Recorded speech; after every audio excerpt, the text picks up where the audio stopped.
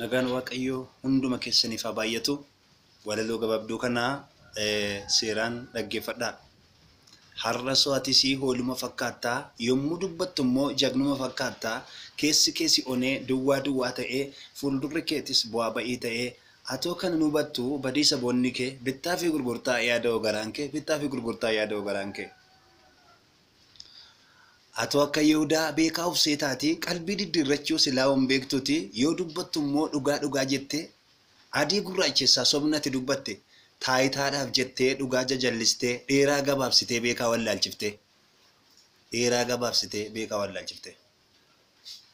Yihudaan hubattuu beekaa of fakkeessee, Yesuusin gurguruu jagnummaatti fakkeessee, hoolaa of fakkeessee mataasaa dhufkatee, gooftaasaa kenne du'atti darbate. Hoolaa of fakkeessee mataasaa dhufkatee, gooftaasaa kenne du'atti darbate. Of eeggadhu lakkii boollan baanee buuta, akka Yihudaatti rarraafamtee duuta.